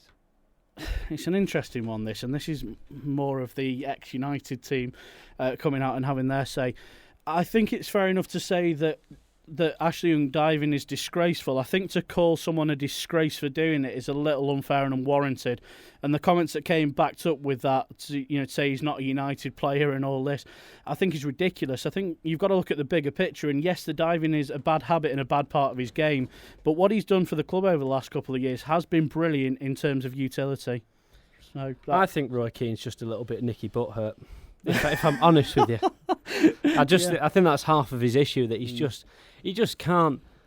It's just all the time. It's like he wants to still be part of the club. But I find him incredibly irritating, if I'm being honest. I think he's a United legend, don't get me wrong, but he's not helping the club. Comments like that are stupid, and I think he just says it for a reaction. People don't pay attention to him anymore. So the only way you can get attention is by saying stupid things. Yeah. So, like, he said something a few weeks back about Robbie Keane, something about his baby was born so he can breastfeed him. The guy, he's an idiot, in my opinion. Just wants a bit of fame. Yeah, that's all it is. Just keep your mouth shut, do your talk shows, be a pundit, say the right things about the players. He's the Kevin Peterson of football. That's what we're going with. I think this is a bigger problem, though, within football in general, and this is something that's irritated me as someone who's trying to sort of get a future within a sort of career in journalism. The fact that ex-footballers get all the jobs at the moment, and the fact that ex-footballers can come out and say the most idiotic things but get all the pundit jobs, and then people like John Terry don't help as well, coming out and criticising Robbie Savage. Yeah, it was brutal, and you know what? It's wrong as well, because to say that someone's not allowed to criticise you because they didn't play to the level that you did is basically saying that no one can be a pundit unless they're world-class or an ex-world-class Maybe we're footballer. saying the wrong things on this podcast. Why? Because if we're not clearly at that level of world-class players, so we think maybe we should be saying more ridiculous comments. I just think people maybe so. Maybe people right. like Roy Keane and obviously John Terry and these people that they can't really articulate themselves in a way that is professional. They have to just insult people or be offensive. And I just think if you're getting paid hundreds of £1,000s a year to talk about football tactics, you look at Gary Neville, he is light years above all of them. Of course he is. The man is brilliant. And that's what insults me. He never insults people. And then you get these Footballer idiots. with a brain. Like, people say you shouldn't be calling Keano an idiot. Yeah, I understand he's a United legend, but he's not helping the club now. And I put United before Roy Keane. He's been an idiot. So I'd rather just ignore what he says. Don't pay attention to it. Don't give him any limelight. Just move on. Ignore him. Now, if you agree with or disagree with any of the points we made there during the shootout for our questions, let us know your thoughts on any of them. I'd certainly be interested to hear them. Certainly, just comment below on the video in the links that we put up, or at We Follow United. Just quote us in there. Let us know what you think. We're going to fire one back at you, though, Joe. One that we didn't really get much of your sort of thoughts on, and we're going to throw this out to the fans as well. It's not on my sheet here. It isn't. I don't really know what to prepare for. Well, this is it. We've left you in the dark, but it's one that you've given to us. We're going to fire back at you the question that you asked to Nick earlier on. Will Ronaldo ever return to United? I think I was the first one to jump on the bandwagon out of this podcast. I think that I played a clip of Ronaldo from BBC when I forget the programme now. It was Rooney's programme, wasn't it, where he said, he said maybe who knows, maybe one day I'll play with him again. And I think that day I thought, yeah, he's definitely coming back. Sign him up. He signed his contract. He's sending him over. And then the De Gea thing just spoilt it for me. I think we will see a return to him. I'm not sure when. I think maybe in a couple more years' time. Well, there you go. Yeah, I mean, we've cleared our sort of thoughts on Ronaldo. Nick certainly has. I think we'll get the last year of Ronaldo. I'd say I'd like Ronaldo to come back to United. I think the way you look at it, obviously MLS is calling. I think he's still too young for the MLS. He could have 3-4 years. He's got too much talent for that. He could have 3 or 4 years at United, turn 34, 35, and then go to the MLS. I think this is our best. The upcoming summer, to get Ronaldo back, I think this is our best chance since he's been at Madrid. How much would you pay for him at this age? I've said earlier, I wouldn't go. I'd pay 45, 50 million tops, but I'd try and get him for around 40. If it's any higher than that, I'd rather invest in a younger talent. But it's the chance to get the man back. He will be 31, so he will be getting on a bit. You play him centrally, he will get you 30 goals, 40 goals a season. I think he's still got the talent to do it at that level, and I think it'd reinvigorate the rest of the squad around him so much to have a player, that left with such a status behind him, and the player that he's now turned into. I think you'd be foolish to turn down the opportunity. Can I ask one more question? Please, yeah. Just for you guys to discuss. Fire away. Okay, fire. With Ronaldo in the summer, if say a player of Hazard becomes available, who'd you go for, Ronaldo or Hazard? Both Available. Both. We claim to be the biggest club in the world. You can have one. Here's your scenarios. You like scenarios, Nick? Okay, yeah. You can have one. Which one do you have? Ronaldo. Over Hazard or Ronaldo? Ronaldo. Hazard is a brilliant player. He will get you 10, 15 goals a season, 10, 15 assists. So will Mata. He's not Cristiano Ronaldo.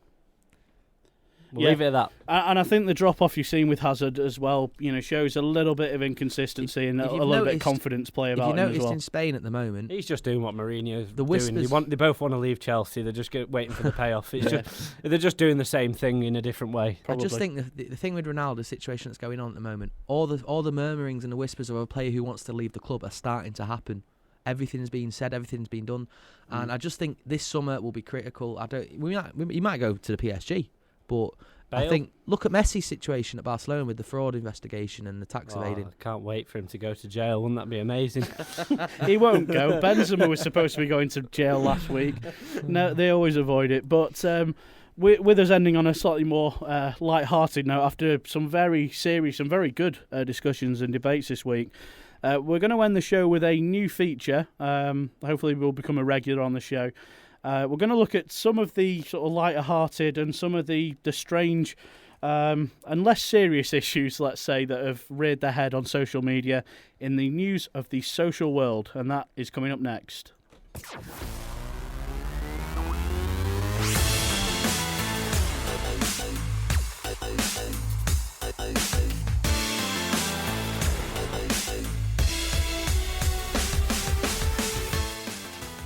There we go. Let's see how this one goes down then. As I say, some very serious topics of debate that we covered. So we thought we'd end on a slightly more light-hearted note and look at some of the news that appears through the social medias, various platforms. We're going to kick off the show on this part of it anyway with the story that came out about Louis van Gaal blaming Paul Scholes for fans' unrest, which actually ties in quite nicely with what we've just been saying about Roy Keane and other pundits coming out and saying idiotic things.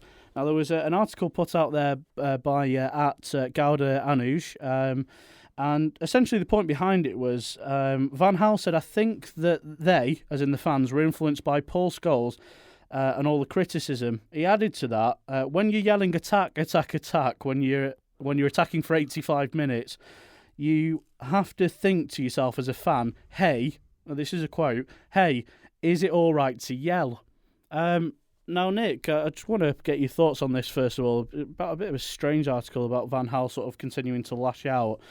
And it seems like he's almost saying that fans are sheep, really, just sort of following what pundits are saying, following what ex-legends are saying. Surely being a sheep is about following the majority and not sort of questioning it just for an easy life rather than showing your true opinion. Now, I mean, do you think that in this situation, Van Gaal is being fair to sort of criticise the fans and saying they're just jumping on Paul Scholes' bandwagon? I think fans pay a lot of money to watch football, and I think they want to be entertained. I think first and foremost, that is the thing that most fans want. No, I don't think jumping on the bandwagon. I think Paul Scholes said everything what every fan was thinking. We're Man United, we play attacking football. That is our philosophy. The fans aren't going to change. They want to be entertained. Most fans would rather lose 1-0 and play amazing football than win 1-0 and play dire, boring football all season. It's just the way it is. If you don't like that, then you're probably at the wrong club. I mean, Joe, you've had a season ticket, of course, for this year. When you go to games, do you sit there and think, if I'm not entertained, I'm gonna be critical? I mean, what do you expect when you go to a game? I must admit, I'll never partake in the attack. I just don't like it. I don't like the chant. It's just a bit kiddie, isn't it? Really? Yeah. I think the players know what's expected of them. I don't think you want value for money, though. Yeah, don't you? of course you do. We pay a lot of money for tickets in this country, and we know that we want something from it. But at the same time, I think we look back to what Jogi said, and we say that the Ferguson era is gone, and different style of plays are always going to be brought by different managers. And I don't think we can expect to go into every game and score the amount of goals and play the most exciting football. That's all well and good, but I think a lot of United fans who are used to success, we've been starved under it for the last 3 years now. Under Moyes, under Van Gaal's first season, I'm doubting whether we win something this year. And it's a case of United fans who have been starved of success and starved of trophies, and it's only going to get worse. The more we go on without winning something, the worse this is attack is going to get. I mean, this is my first year with a season ticket. The last couple of years I've had membership, I've tried to make it to 5-6 games a year. And I would always still buy my ticket, whatever. I bought it through the Moyes era. I'd always pay for that ticket, but at the same time, you get more and more frustrated. I understand where the fans are coming from. I think it more frustrates the fans who have been there and buying the season tickets for 10, 20, 30 years. You've got the loyal ones there who are going to get more frustrated than someone like me who's been going 5-6 years. They're paying the good money that they've earned. I think regardless of how spoilt you have been as fans, as we have during the Ferguson era, I accept that. As Nick says, fans do pay a lot of money. It doesn't help, though, with Woodward going on about all this money United are making and we don't spend anything. I think the worst thing we have done is talk about it. I think as a club, to talk about the chance makes it more of a thing. So, obviously, the fans are going to do something that's in the news. They're going to talk. As soon as you make that part of the club, again, you're going to get it thrown at you. Well, so I think that it was a bad decision to talk about. If you ignore the chance, if you ignore it and just play the football that they should be playing, just act professionally, then that would have been a more sensible move than starting to rile the fans up by saying you shouldn't be chanting. Well, the net spend last summer, after all the big comments that Woodward came out with and all the deals United signed, the Adidas one particularly, net spend was about 25 million. It's not impressive. I think whatever level of spending you put into a club, though, and whatever level you play at, as you say, big signings build momentum. The increase enjoyment, increase people would become more wanting to go to the games more. There'd be excitement there. These sort of players who we always talk about signing, the likes of Neymar, who will never ever happen at the moment. I think we all know whoever goes and stands in front of those fans at Old Trafford, and whoever wears the shirt for us, whether we've signed someone or not, we'll sell out Old Trafford. Regardless of who turns up. I mean, the fan base is always growing at that club. It's always going to be there. It doesn't matter. We still are one of the biggest clubs in the world. In terms of our fan base, we probably are the biggest, close to Real Madrid, I suppose. But I think Tell made a great comment before about the FIFA generation. He was saying that, for example, I'd be very happy to sign Mane, but a lot of United fans I don't know where you are on this, Joe. Would you be happy if we signed Mane? No, I completely agree with that. I think it was one of our best callers that we've had on in a lot. Yeah, some brilliant points. He made exactly he talked what everyone was thinking, and I think that it was nice to hear some of them comments, and it's kind of made me realise a bit more that how much we look at kind of FIFA and these games we play. It's not a game; it is football. And although this is real and that's just a game, we shouldn't be looking at players' stats on these games. You should be looking at how they're performing. And if Mane's performing in the Premier League, if Mahrez is performing in the Premier League and they're proving themselves that year in, year out, then why not? We've signed Schneiderlin from Southampton. Surely they play better with better players around them as well. Exactly. So I don't see... We should always be looking to improve our squad. Whether that be Neymar, you're not always going to get these world beaters. So why not someone who has then Nick, with regards to social media's increase, with regards to the FIFA generation, has this blurred the lines between sort of football and sort of this sort of alternate reality of Football Manager and FIFA into an expectation of entertainment? Don't get me wrong. The thing that bugs me is we United fans are arrogant. I'm the same. You're the same. We have a high opinion of United. We think we're the best team in the world. I think we're the best team in the world. And we hear the comments from our chief exec going on about these players all the time, every summer. But we don't perform in the market, and it doesn't build enjoyment. It doesn't build excitement. And I think that's what United fans want to see. I don't think it's a FIFA generation. I just think they want to see a huge signing. If we go out and get Ronaldo back in and sign Mane as well, United fans would be ecstatic. That would be unbelievable. Real Madrid do it. They go out and buy the players they want. Barcelona do it. They get Suarez for 70 million. United don't, but we put ourselves in the same bracket. Let's just refer back to this story on the Van Gaal blaming Paul Scholes, though, Joe. Even Van Gaal's grandma knows that we need to score more goals. Now, if Van Gaal's grandma knows that, maybe she should. I don't know, but maybe she should take over the club. She must be about 90. Why is it then Van Gaal's not changing anything? I knew this link would turn out a bit silly. I didn't read it all through, but I'm glad we didn't. I said at the start of this podcast, we're going to go a bit serious now, at the start of this podcast, that we're building on something structured. And I still stick by that. Whether it's going banging 6-7 goals, and we don't have that. City have that at the moment. Yeah, that's just what they have. We have something different, and our team is. If you look at City's team to our team, it's a different blend of players. Yeah, we'll go out and get 65% possession. They can't do that. Yeah, exactly. And who would wish for any more than that? Do you think? I mean, it helps Van Gaal sleep at night. Whether or not it helps his grandma sleep at night, I'm not sure. All about the find out stats. how old she is. I can't believe she's still alive because Van Gaal, he's mid-60s, isn't he? So she must be. She's very, very 95 young. or 100, something like that. Very young grandmother, if that's the case. Well, fine, we'll look into that. But one final point I want to make on this link, Nick. Do fans have the right to criticise their manager and team inside the stadium, or should it be left to forums and platforms such as this to vent frustration? Where would you go on that? As long as it's constructive criticism. Like we're sitting here now, we're criticising United. You're always going to get that. You're the biggest club in the world. And when you're not performing, you're going to get criticised. Even if they go out and win 4 or 5-0, there'll be still people in the background saying, "Oh, this guy didn't perform, that guy didn't perform." You cannot escape criticism. Just think, as long as it's constructive and you can back it up with why that's your opinion. Everyone's entitled to their opinion. Absolutely. So as long as whatever you say is what you believe in, that's fair enough. I don't think you can escape criticism. I think it's just something in football. It was 50 years ago it happened, and now it happens. The only problem that we have now is we can do it on more platforms, obviously social media, not just word of mouth like in the old days. It's seen a lot more than it used to be, absolutely. Now let's move on to the second story that we've noticed from the news of the social world this week. This was from the West Brom game, and this was absolutely brilliant. I didn't even notice it until after the game, but you may have seen the picture, and we'll tweet it out there over the weekend, of Anthony Martial's face when he won the penalty, and of course Macaulay got sent off following it. Absolutely brilliant face. Someone actually on Twitter ran it through an emotion scanner today to test the sort of emotions in there, which I thought was fantastic. Nearly 95% of the face, according to the emotion scanner, was happiness, and near enough the other 5% of it was neutral. It was completely calm, it was happy smarmy, face. Andy. If I'm being honest with you, it was just probably. It was smug, wasn't it? The smarmiest face I've ever seen. It's sort of them like, when you're a kid and you rob your friend's sweets and they get told off, and you're sat there smiling at them like that's what it looked like. He looked like he got one over on the West Brom player. It was a penalty. Don't get me wrong. It was a penalty. But it was that was absolutely superb. So we asked on the back of that face that we saw, and there were some great captions around this, which I'll move on to in a moment. We asked, is Martial the coolest player United have ever had? Now, of the people who voted, 75% of fans. This shows how quickly a player can come in. Berbatov was incredibly cool. He was. He's the laziest player we've ever had, but he was incredibly cool. Very much of your own mould, I think, football-wise. Thank you. Yeah. And possibly lifestyle-wise. My five-a-side ability, by the way.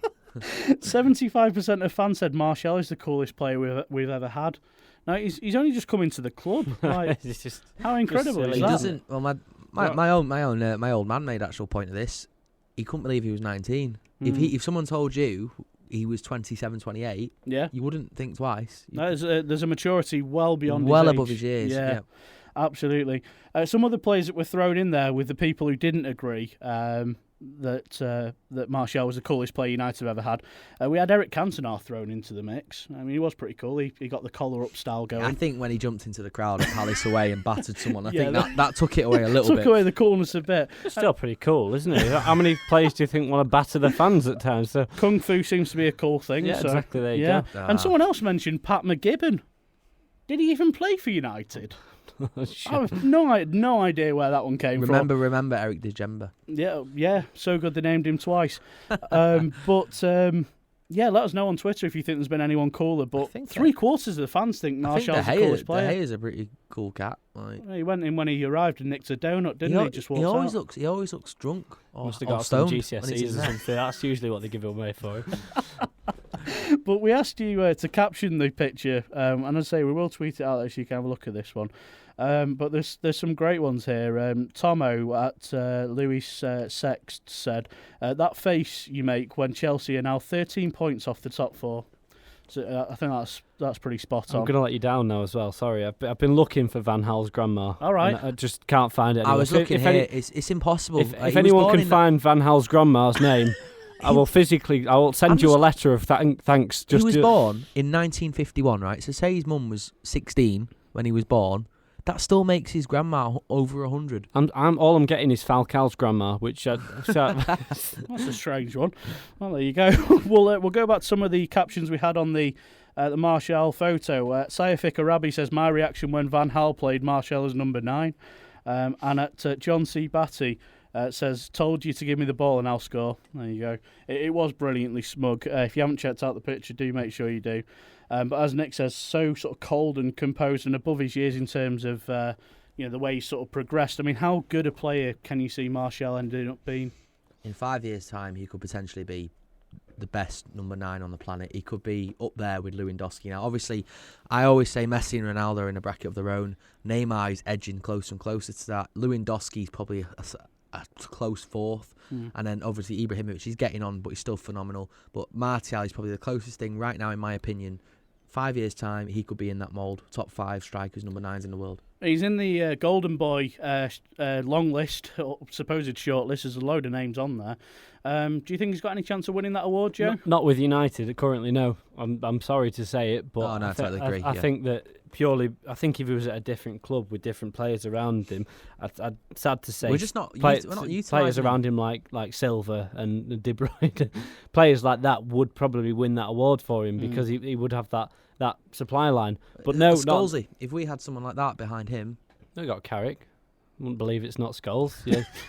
I think that's being nice. Not quite. We'll move on to the next story that we've had. We've got a couple more to crack on with here. Of course, the big one breaking and developing this week was poor old David Moyes, sacked from Real Sociedad. And it's such a shame as well. He was just starting to get a grasp on the language, wasn't he? I know about the B team. I know some of the players. They have been training with me.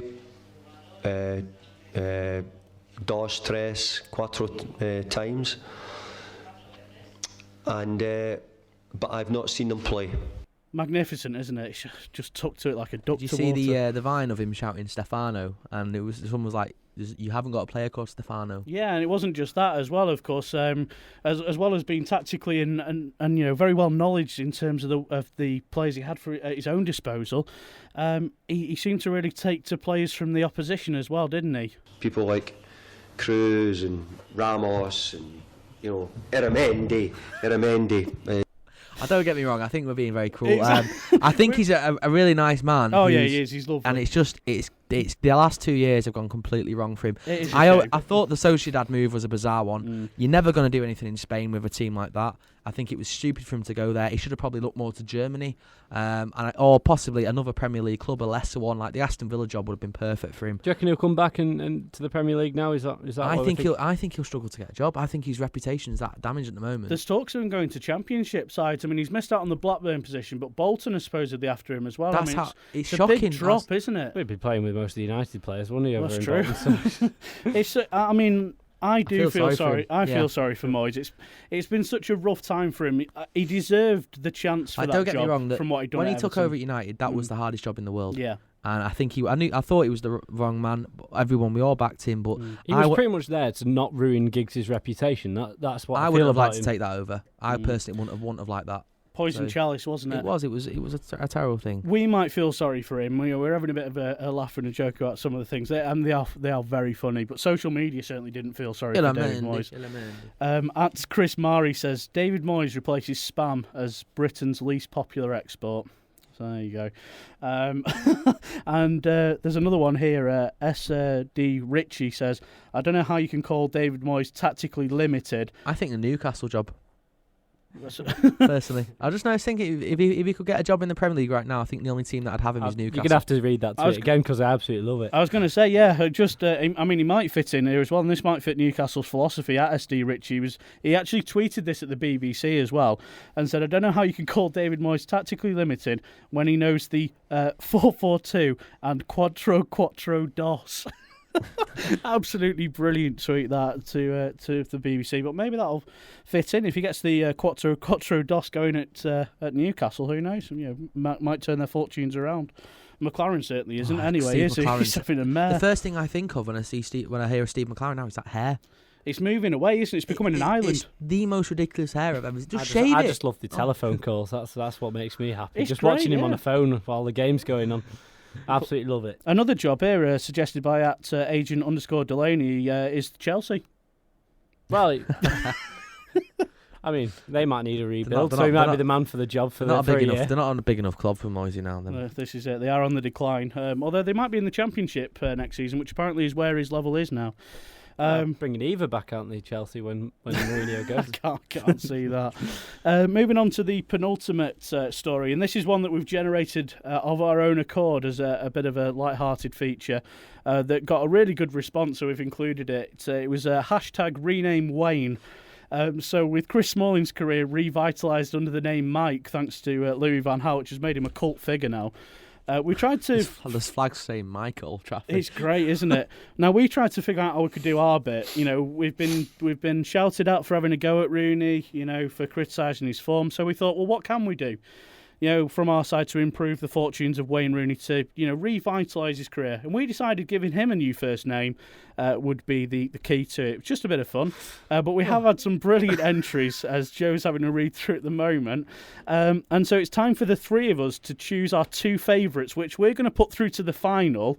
We're going to put it to a poll over the weekend from the Saturday through the Sunday. You're going to vote on it. And then to the winner, they're going to get a prize. Yet to be confirmed, but they will get a prize, the winner of this competition. I never thought I'd say this word on our... I think I've already chosen, man. I was Darren Hazard. I never thought it'd come up on the podcast, but Darren Hazard has put bellend. It looks like a bellend to me. So one of my favourite tweets. I think that's the winner, Andy. I think we all agree that has to go through to the final. And I almost don't want it to become our sort of new name for Wayne Rooney, because we've been done enough for criticising him, but it's just such a funny quote. So I think... Are we actually agreeing that Bellend goes through to the final? Is that what we're saying? That's what we're pushing forward. Yeah, okay. Bellend Rooney is in the final. He's going to be one of the two that you get to choose from. Make a good WWE name, wouldn't it? I'll just go through another couple of the ones we've had put in whilst Joe and Nick decide any others that jump off the page. At Cogsy666 went for Mickey, as in Mickey Rooney. We've got one from here, J. Mike Taylor, Shrek Rooney. We've got some more here. I've already got mine. Oh, have you got one? Yep. Go on. What's your other finalist? At Kevin Ashford 7. Judas Rooney. I didn't think that'd be popular with you, Joe. I love it. It's popular with me, but I was remaining quiet. I mean, I'm quite happy with that as well. The only one in there that I'd had a look at that I quite liked as well. Yeah, John's quite good, isn't it? But I quite liked at Tizak 2014 said Ike Rooney, so then you could have Mike and Ike as like a sort of duo. And we had a tweet where we had one of them riding in a sidecar and a motorbike that looked quite good. So I quite like that one. But are we going for Judas and Bellend then? Is that really the two? We could squeeze three in, I suppose. We could squeeze Ike in. I'm sure there's room what for... we're thinking. Should make an executive decision and put three in there. The only problem you've got is on a poll you can only have two options. Oh. Otherwise, it's going to be you're going to have to do it on a comment basis. So, what do we do?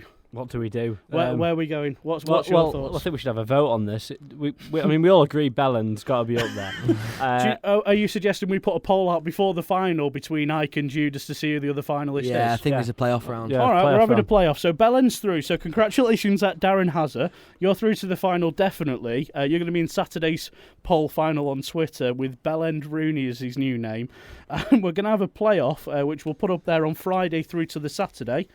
Before the final starts between at Kevin Ashford 7, who of course is Kev from the United stand with Judas Rooney, and we're going to put at Tizak 2014 in there with Ike Rooney as well as the finalist. I mean, Chris just cheated here. At C Clay 78 I think that's United. why I couldn't give it to him. He's gone with Donald, Alex, Shay, Bill, David, Tony, Pat, Bobby, Nobby, George, Brian, and John. Going He's with the got power a of personality 68. disorder. He went with the 68 squad, didn't he? Which was a nice touch, but we can't give you that, Chris. I'm sorry.